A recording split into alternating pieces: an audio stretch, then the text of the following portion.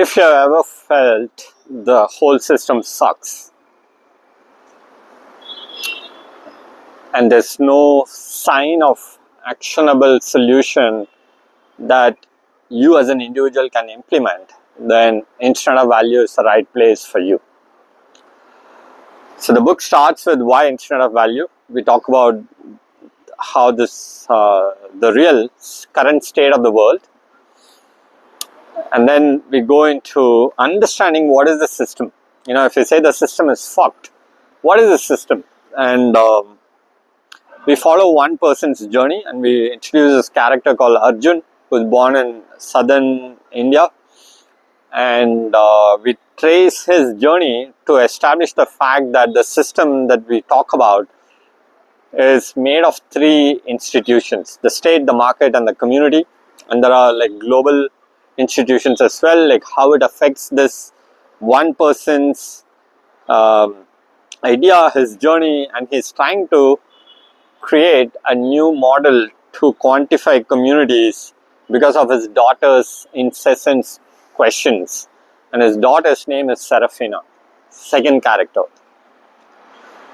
And he fails at changing the system because the market co-opts his model of community building, and the state kind of bogs him down with red tape and bureaucracy.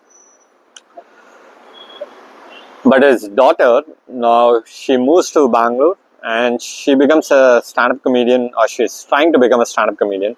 And on the streets of Indranagar, she sees a poster that says, "Have you ever felt that the system sucks?" with a QR code. She scans it, she enters this offline installation of the internet of value. And from there, the whole journey starts. So after that, the whole book / the course is structured in 4 weeks. And the first week is problem contextualization, which is really understanding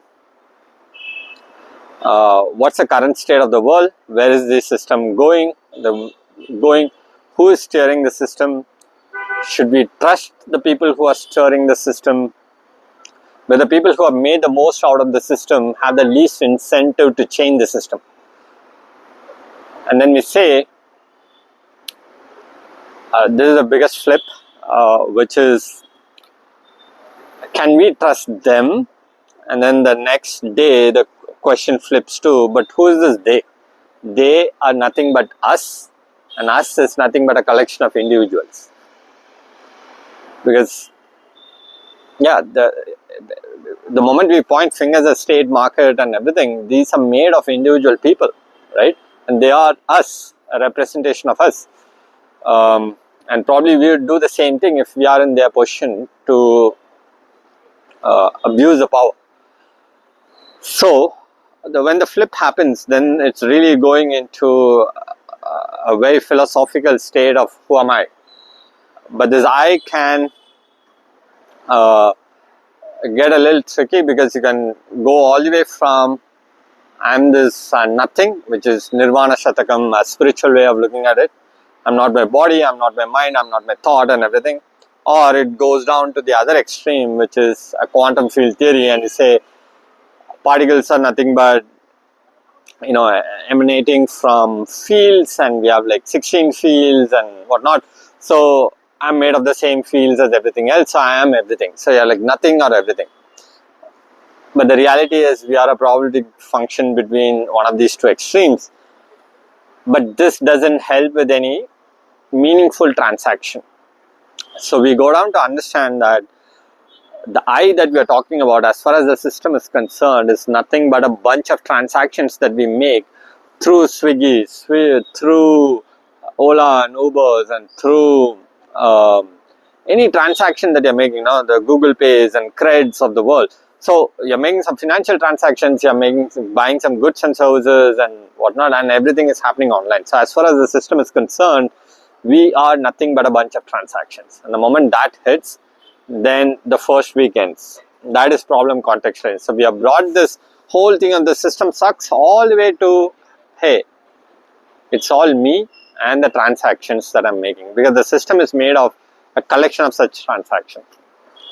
Then week 2 becomes interesting, because now you have realized that and there's only two things that you can do. One is, hey, you can run away with, you can unplug yourself from so-called matrix, but that's very, I don't know, maybe at a stage in your life you want to do that, but the reality is like you always face the problems head on, right? So a more Serafina being this spunky, rebellious kid, so she wants to now understand, hey, what's the, like, can I consciously become a player in the system? So far I've been unconscious, I'm a NPC, right, like a non-playing character, but can I become this conscious I? And that journey starts, so we slowly try to build up this identity based on these transactions, and then we try to see where can she plug in, not at a capital level but at a label level. Then from there we go into skill identities to well-being identity, what goes into defining this well-being identity, and can that identity be scored, which means a well-being score, and can that be indexed, and can that be traded? So that ends the week 2. Then week 3 is when, okay, now you can't reach a peak on your own. You need the social animals. We need, a community of people to come together. So what's the best way to come together as people? Is it a space-based community? Is it a language-based community, or a skill-based, which is much more fundamental? The moment you stumble upon skill-based communities, then the question of how do you form this community? How do you quantify the value of this community? And then the question of, again, can I index this and can I trade my time within this community? That ends chapter 3. And chapter 4 is, okay, this is all great in theory. Can this work in the real world? So we go into debates to see if this theory stands well against the great economic models that we have had so far. And from there we go into really understanding this us that we have created now, the conscious I and the conscious communities that we have created. Can this become valuable to the state and the market? So instead of becoming us versus them, it becomes us and them. And then it goes into a call for movement, which is to the reader or the learner. Do you want to invest your capital or do you want to invest your time? And the last chapter is one of the most interesting chapters. Took a long time. Is call for movement. Now that you have spent so much time reading this, learning this, and you would not have spent so much time if it didn't make sense to you. So what's next, right? And it starts with a simple first step of understanding yourself and building up this well-being identity for yourself. And then for that to be optimized, can you create new skills-based communities around the skills that your well-being is needing, or be part of the existing communities that we would be setting up. So that's the entire flow of how this coursework / the book is structured.